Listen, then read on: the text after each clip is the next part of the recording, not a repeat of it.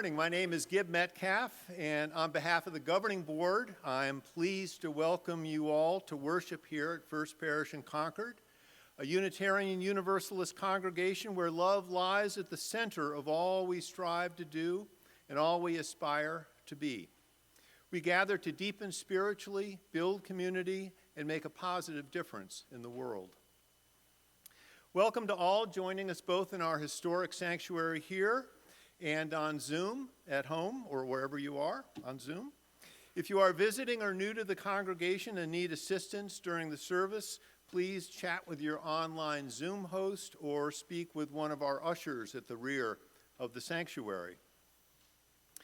Today marks a special occasion in the life of our congregation where we formally recognize and welcome into the fold the new members who have chosen to make First Parish their spiritual home during the past year. Our community is strengthened and blessed by your presence and your commitment to our community. And this morning we are delighted to honor you all. After the service, we invite Zoom participants to remain online for a time of conversation and fellowship. And all gathered in person are encouraged to stay for coffee hour in the parish hall downstairs. And as your governing board rep, this morning I will be available for questions and conversation, so please say hello. For those who prefer a quiet space to reflect on the themes of today's service, you are invited to our worship sharing circle, which is both on Zoom and in the Brooks room down those stairs to my right, immediately following the service. Lots more is happening later today and in the days to come, so do check out the announcements bulletin that came with your order of service for more details. Welcome once again. To gather and worship is a sacred act, and your presence is a blessing. We are glad and grateful that you are here.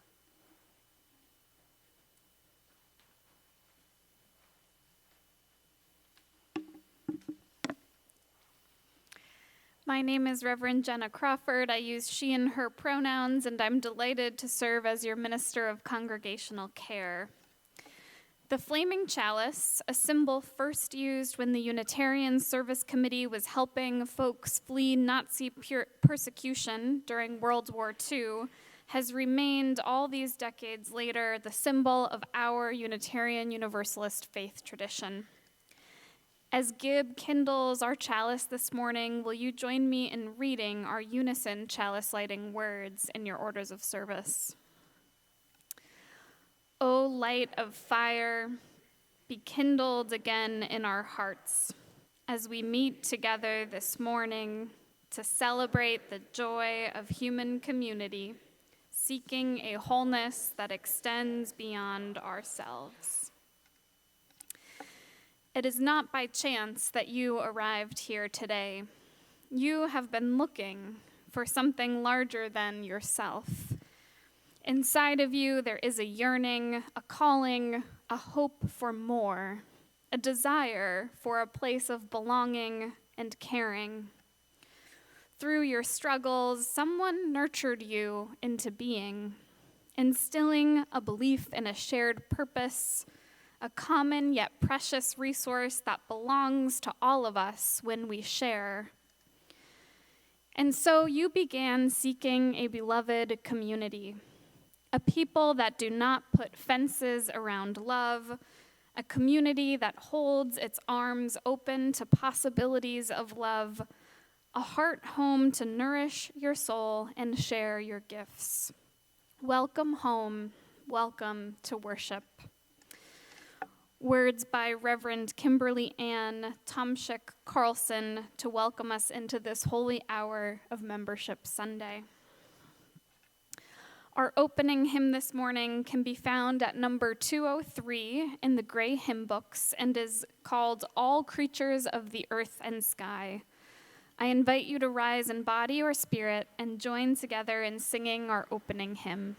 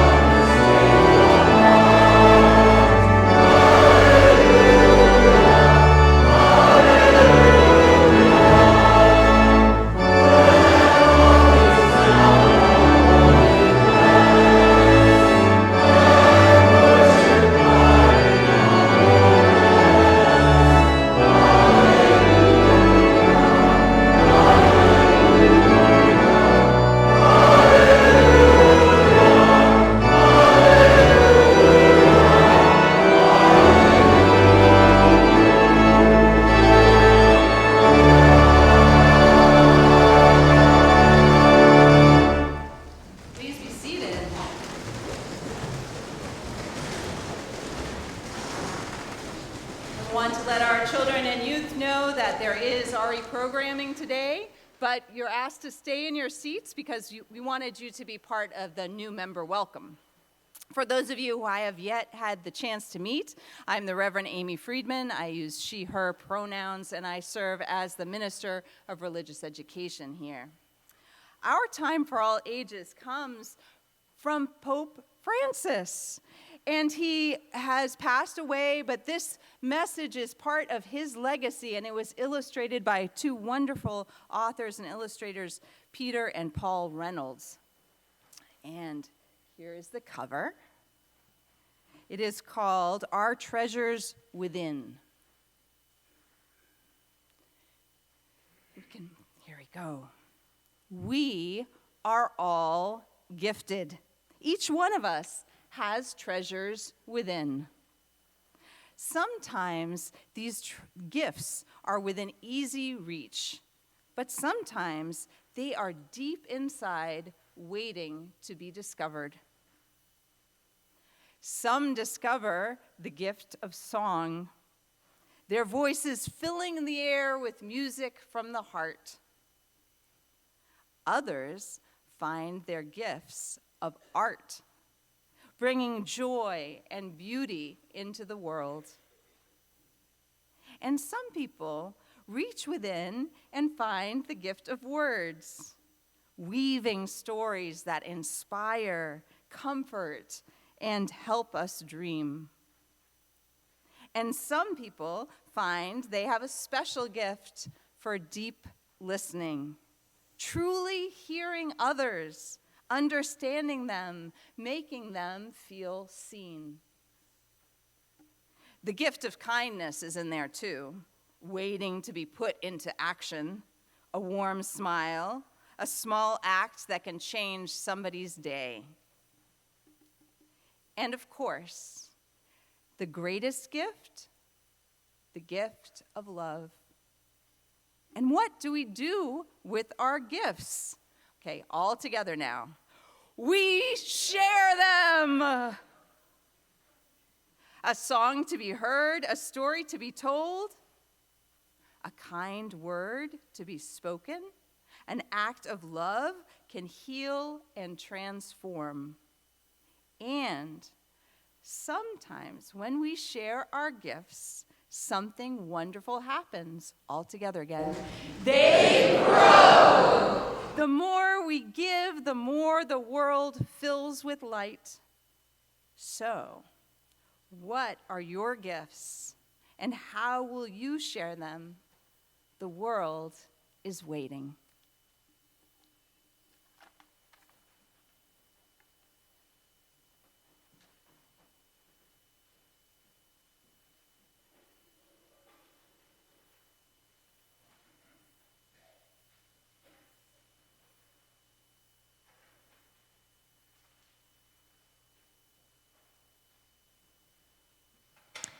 We are delighted to be honoring and welcoming a fantastic cohort of folks into membership here at First Parish in Concord this morning. Before I invite those folks up, I want to remind you to grab the inserts in your order of service. They have your script on them. And so now for everyone who has signed the membership book in the last year and their children, why don't you join Jennifer, Amy, and I up at the front? Yay. While they are making their way up, you all have a script too. And that's also in the insert in your orders of service. So I want to invite you to find that now. The idea was we would form a line, but we have too many people. We might have to form 2 rows or stretch all the way around the corner. This is a good problem to have.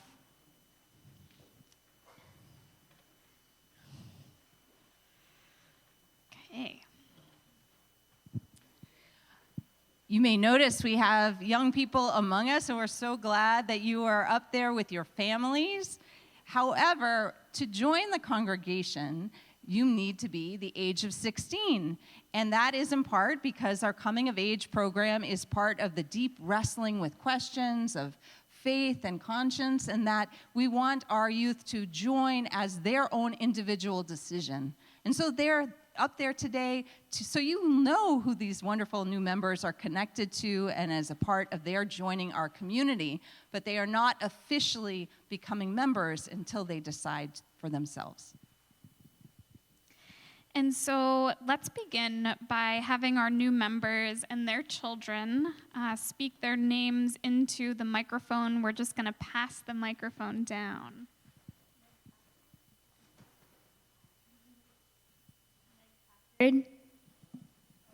Andy Lecomte, Brenda Assis, Naomi Dogan, Olivia Artene, Connie Harsh, Ann Chase,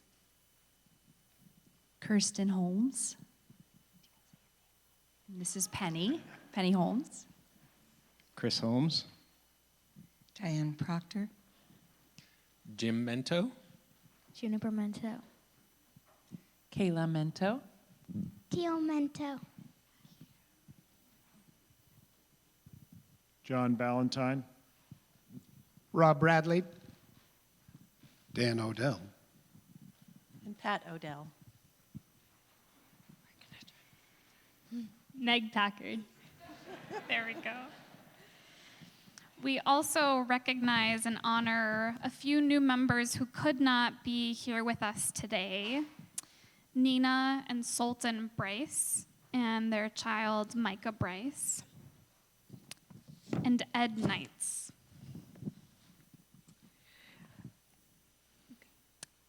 And so now we invite you all to find the new member ceremony text in your orders of service. There are parts for both the congregation and the new members to read aloud in unison. Jennifer will start us off. Before we get to that, I do have a few words of welcome, and I want to say how moved I am that with a few exceptions for illness and the inability to be here, like what an incredible showing and just an expression of your commitment to this place, that you are all here this morning to be recognized and honored at the center of the circle of this aspiring, beloved community. You who have joined First Parish in Concord take an important step, mark a significant milestone in your faith journey. We are so glad and grateful that you have joined us. As we say each week, your presence is a blessing. It is the first gift that you give in this spiritual community. We offer you a warm welcome into the life of our congregation. May you find friends here. May you be of service here. May your spirits grow and thrive here. And now it's our part. Welcome as fellow members in this beloved spiritual community. We will do our best to make a place for you among us, to listen to you, to support you, and to respect your unique spiritual path. And if we fall short, be confident to do the work of repair and to try again in love. The whole of our church is greater than the sum of its parts. You add so much to our congregation. Welcome.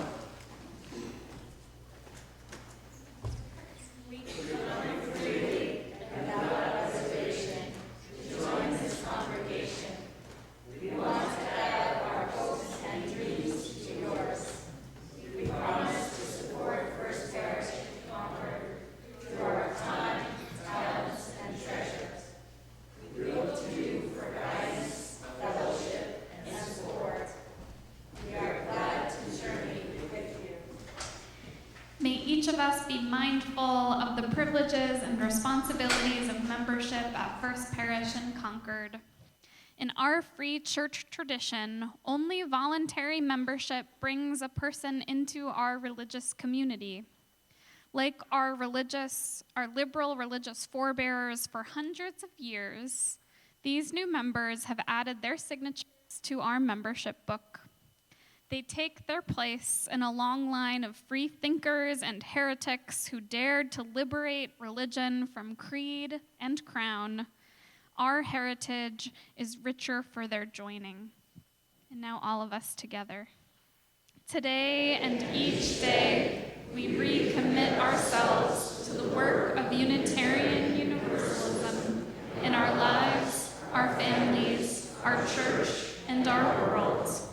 Grateful for so many who have gone before us, we pledge ourselves to their legacy and to this congregation. And can the gathered congregation join me in saying amen? Amen, and welcome.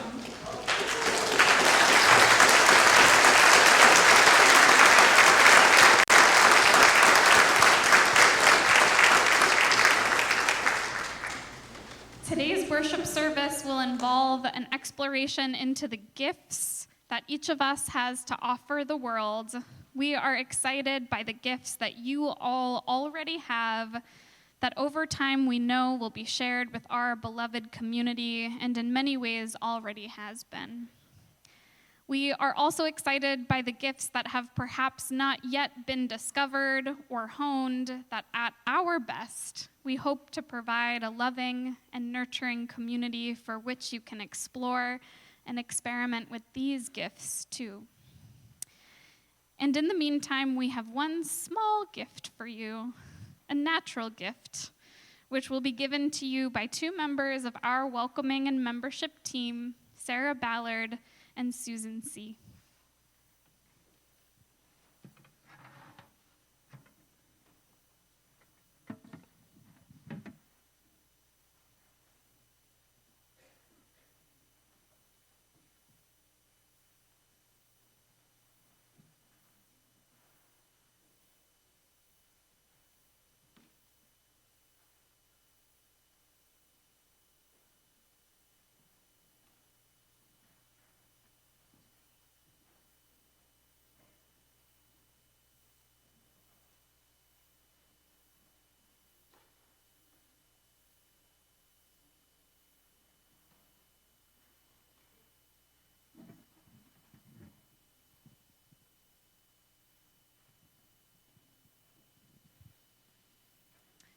Welcome once again. We're so glad that you are here with us.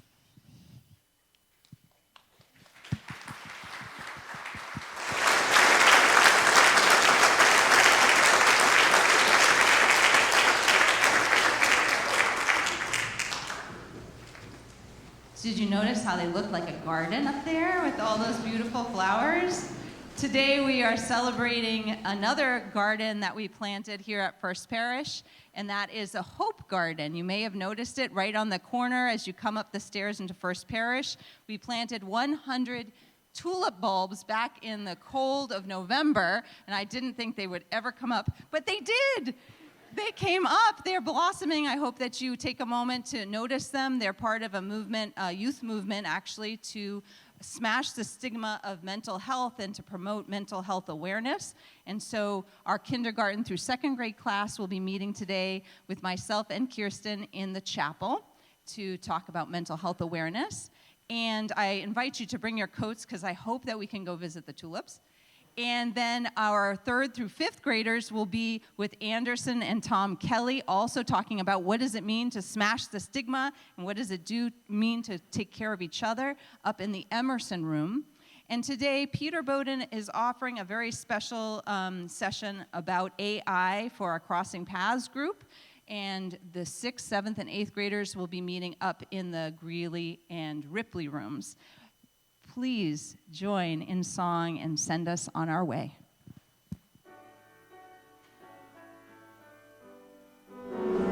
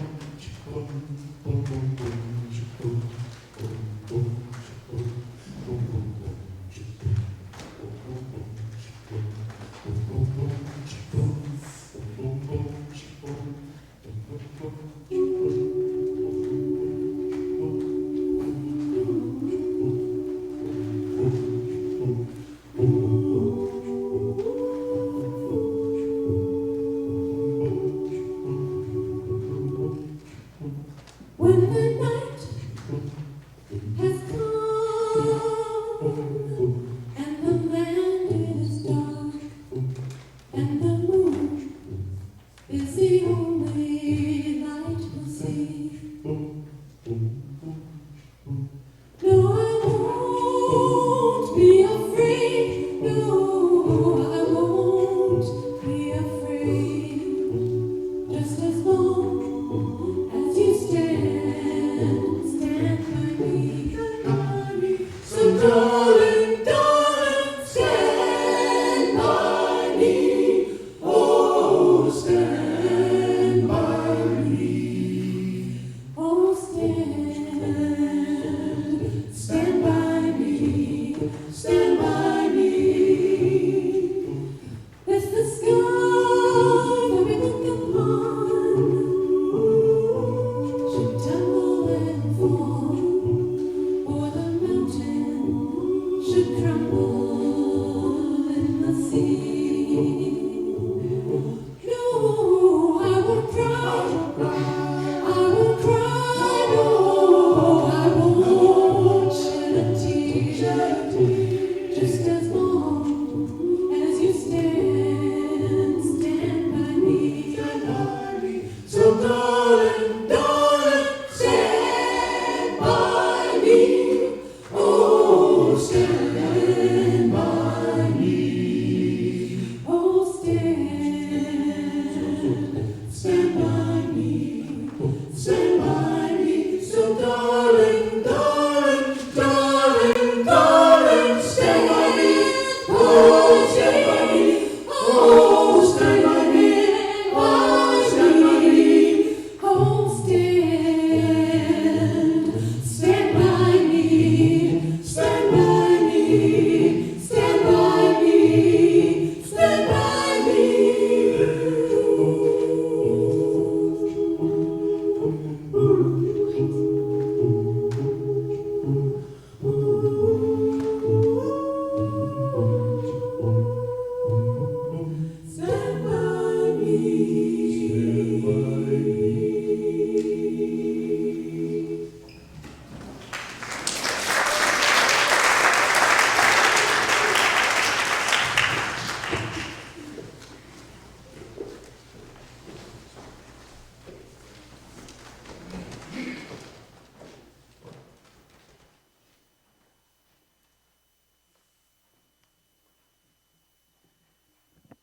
Thank you, Concords. That was exquisite. For those of you who may be new or who I have not yet met, my name is Jennifer Johnson, and I am so glad and grateful to get to serve as lead minister here at First Parish in Concord. Let us take a moment to center and ground ourselves in this moment right now, in this place right here, bringing awareness to our bodies and our breath, extending a contemplative moment of self-compassion to whatever tension, pain, concern might be weighing on us.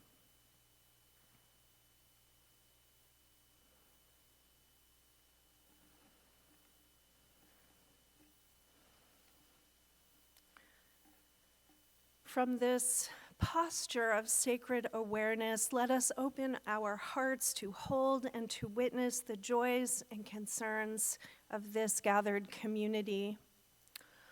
Holly Jones-White shares the news that she is now home after a week and a half in the hospital with gallstone pancreatitis. She will spend the next 3 to 4 weeks recuperating at home before going back for surgery. She is happy to receive cards and letters, well wishes from her First Parish community, but asks not for calls or visits at this time. Let us hold Holly in a spirit of care with prayers for her healing and her comfort.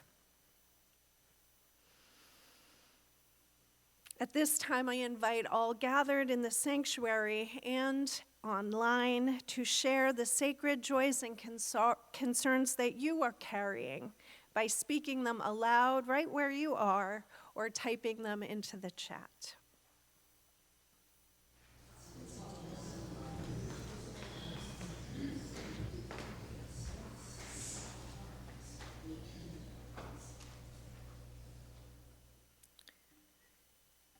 In a spirit of compassion, let us enter a time of quiet to hold what has been shared in words and to witness those joys and sorrows unspoken, yet with us still.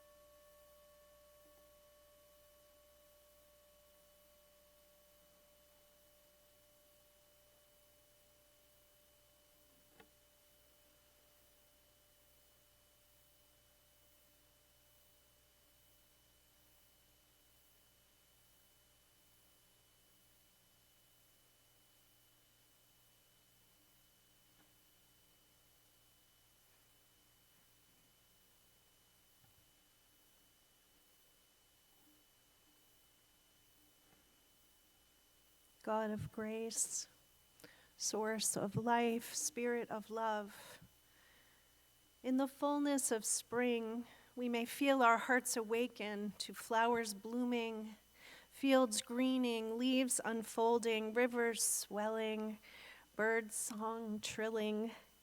We rejoice in the renewal of earth's abundant and diverse beauty.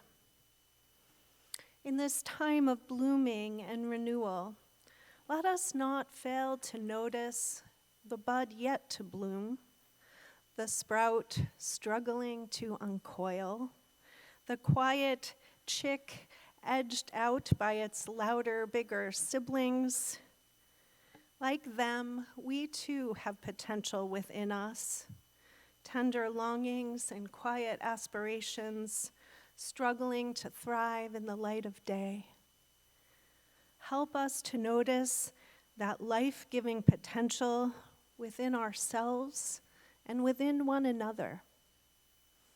The beauty and wisdom, the love and goodness and courage that long to flourish.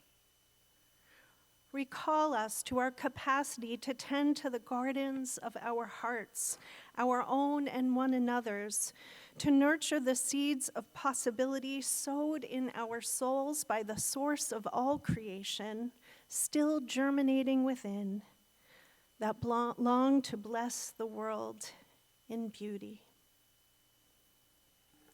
Amen.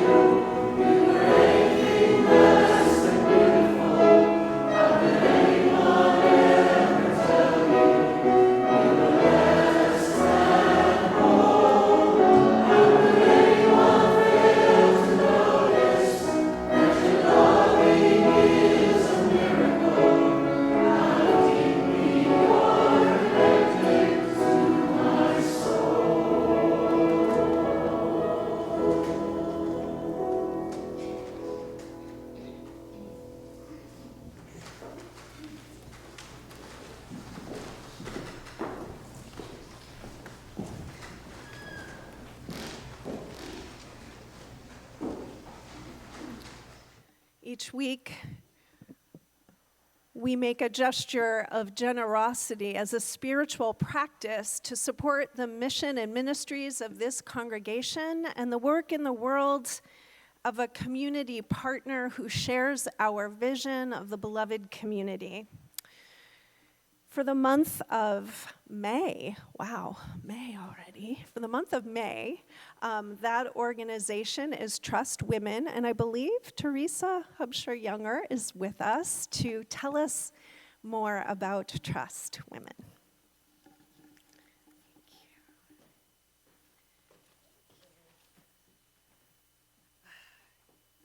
Good morning. I'm Teresa Hubscher-Younger. I'm the president of the WPA, and it's so appropriate for me to talk today because I've been a new member recently, so it's really so meaningful for me to be sitting here. And I remember when I became a new member because Lillian and Susan organized it when the church was closed, so during COVID, and that was so meaningful. Anyway, I'm here to talk about Trust Women. Imagine a woman facing a deeply personal moment. She may be different ages, she may be a mother, she may live hundreds of miles away in a state where her options have but disappeared. Trust Women, based in Wichita, Kansas, exists for women standing in moments like these. Trust Women is a nonprofit providing reproductive and sexual health care in regions where access is limited or under attack. Their work is grounded in a simple belief: women can be trusted to make their own health care decisions, without shame, without stigma, and without fear. Kansas is a critical crossroads in this story. Today, Kansas is one of the few states in the central U.S. where abortion rights remain legal, even as many neighboring states have enacted bans or severe restrictions. As a result, Kansas has become a lifeline. Many patients now travel from out of state, often hundreds of miles from places like Texas, Oklahoma, Missouri, Arkansas, and Louisiana. But the stakes are higher than access alone. In states with severe restrictions, pregnancy care itself can become riskier. Doctors have reported delaying treatment for miscarriages, ectopic pregnancies, severe infections, and other emergencies, not because care isn't necessary, but because they fear legal consequences. When laws interfere with medical judgment, hesitation can turn emergencies into tragedies. I saw how real this is when my company, MathWorks, planned an event in Florida. We had serious concerns about the safety of the pregnant employees. We worked hard to identify doctors who would be willing to treat out-of-state patients because the legal risks for providers are real with traveling patients. And I have family in Kansas too, so there you go. So Trust Women exists in direct response to this reality by providing clear, legally supported, compassionate care in Kansas at the center of a region where options have narrowed. Their mission supports all women by affirming bodily autonomy and equity. They serve people regardless of income or ability to pay, stand with those who have the fewest options, and remind us that when care is cut off in one place, the consequences don't stop at state lines. Here at First Parish, we value conscience, compassion, and human dignity. Supporting Trust Women is one way to put those values into action. And so for that reason, the Women's Parish Association is sponsoring Trust Women in Wichita, Kansas for this month's Share the Plate.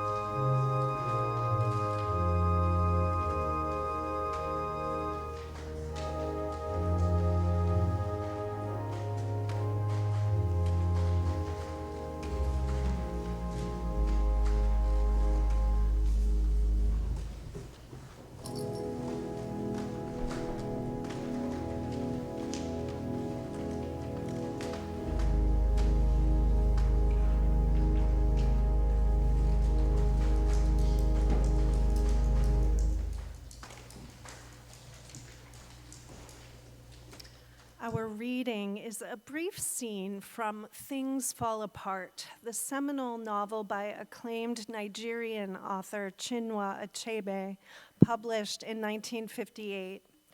Through the story of the central character, Okonkwo, Achebe depicts the impacts of colonization on traditional Igbo culture and tribal life. As night fell, burning torches were set on wooden tripods, and the young men raised a song. The older people sat in a big circle, and the singers went round singing each man's praise as they came before him. They had something to say for every man. Some were great farmers, some were speakers who spoke for the whole group of people. Okonkwo was the greatest wrestler and warrior alive. When they had gone round the circle, they settled down in the center. That little scene struck me so powerfully the first time I read Things Fall Apart. It's hardly central to the novel's plot, but it expresses what I believe to be an essential truth about human beings and human community. It's the same message that the simple children's book we heard earlier, inspired by the teachings of Pope Francis. Each uniquely created human being has treasures within, waiting to be discovered, waiting to be shared, so that they can grow and bring light to the world. It's the same message expressed in the song You Got Gold by my favorite singer-songwriter and frequent spiritual muse, John Prine, and I nabbed it for the title of this sermon. I'm not a singer, but the words go like this. You got gold, gold inside of you. Well, I got some gold inside me, too. When the young men of Okonkwo's tribe raised a song and went around the gathered circle, they sang each man's praise. They had something to say for everyone. Their moving ritual recognizes that a community is made whole by the contributions of each of its members, the treasures, the gold within each one of us that we discover, develop, grow, and share over the span of our lifetimes and in community. Their ritual recognizes something else too, that we need other people to help us appreciate our inner treasures. We need a community to affirm and praise and encourage the inner gold that on our own we may be reluctant to acknowledge. I wonder if that's been true for you. Have there been times in your life when you have been reluctant to acknowledge and share your treasures within? Have you ever worried that your capacities, inclinations, and passions, the gifts you feel called to share in the wider community, might not be valued or deemed worthy? Is one of those times right now? We need a community to affirm and encourage our inner gifts, but sometimes that need goes unmet. Perhaps too often, communities do the opposite. In our competition-driven culture, I fear that we spend too much time fretting that we don't have the right gifts inside us to be valued by our communities. We're often asked to compete to prove ourselves worthy, and if we fall short, we suffer from rejection, whether our own or others. Our capitalist-driven culture tends to emphasize acquisition of things to make us valuable, external things like possessions, wealth, status, and prestige, rather than cultivation of our intrinsic worthiness, the inner treasure that is always already within, waiting to be discovered, nurtured, and shared. Has anyone ever told you You are less than beautiful, less than whole. You are not alone. Will you sing with me?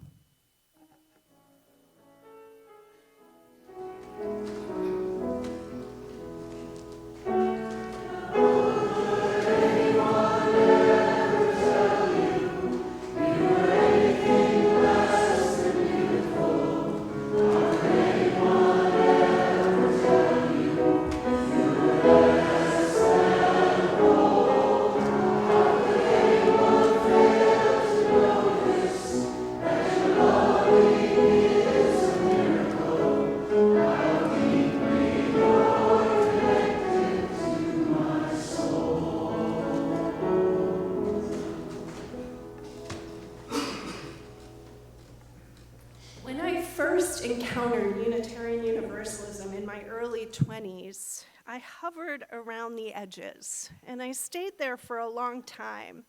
I saw its power and beauty from the outside, longing and curious, but tentative. I didn't truly enter into the life of the congregation until I had kids I could hide behind. I told myself I was coming for them, because they needed a place to be raised with spiritual values among earnest people. That was true enough, but it was only part of the truth. The longing was all mine. I didn't even know what my longing was about, but I did know that part of me felt painfully unfulfilled. As I deepened into the community, this is my home congregation in Franklin, Massachusetts, I often heard testimony from longtime members about the ways their engagement in the community had powerfully transformed their lives, not so much because of what the community had given to them, but because of what the community had encouraged them to give. Gifts of music, leadership, wisdom, and compassion. People who had never sung in front of a single soul now created stirring harmonies during worship. Stay-at-home parents who had never had a seat in a boardroom led all manner of committees. Others were transformed by their service as lay pastoral ministers, accompanying fellow congregants through grief and illness. Some had begun exhibiting their art in the sanctuary and leading workshops on creativity. Some had flexed their management and problem-solving muscles to realize the dream of building a brand new meeting house. Others facilitated small group ministries that helped them tap deep wells of insight in themselves and others. Always, this testimony plucked the chords of my heart's longing. But still, who was I? I didn't have a musical bone in my body, and I was too tentative for anyone to notice that I might have the empathy and warmth to accompany others through difficulties, and too self-pitying to deserve their notice anyway. Someone was telling me that I was less than beautiful, less than whole. That someone was me. Can you relate? Will you sing with me again?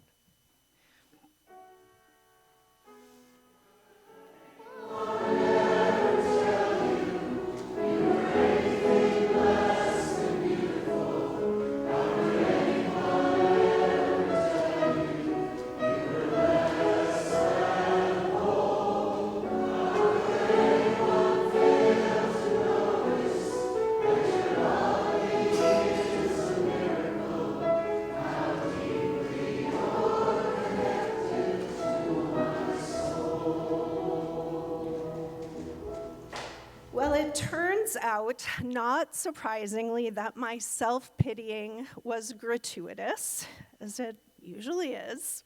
Someone had noticed me.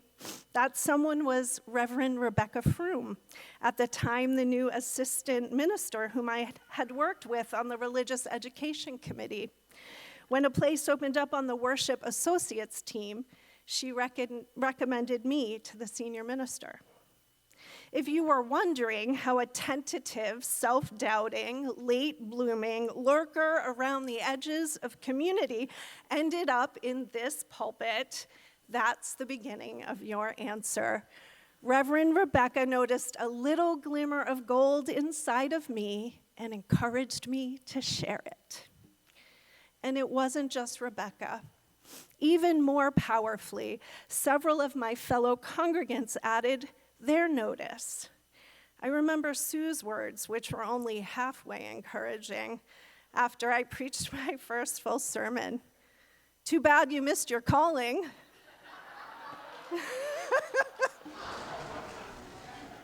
Well, I showed her.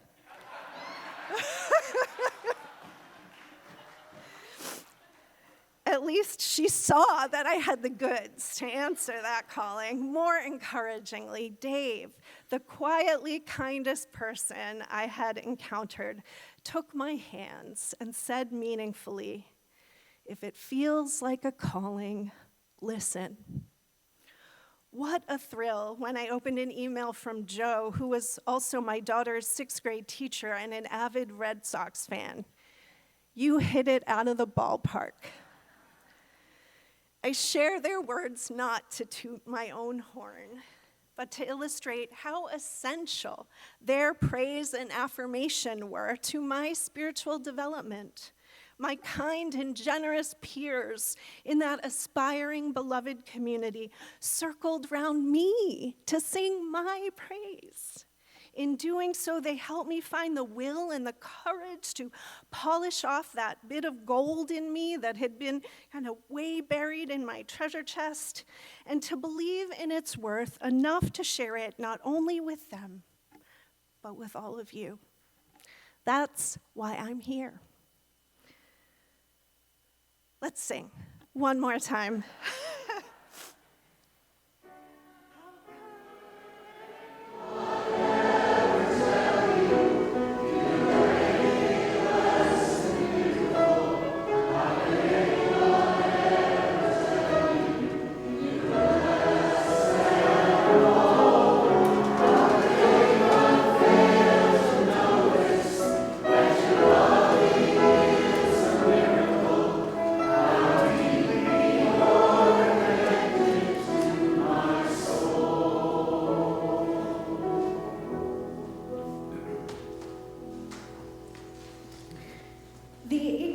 Culture that Achebe presents in Things Fall Apart is not an idealized culture, but rather a nuanced and imperfect culture.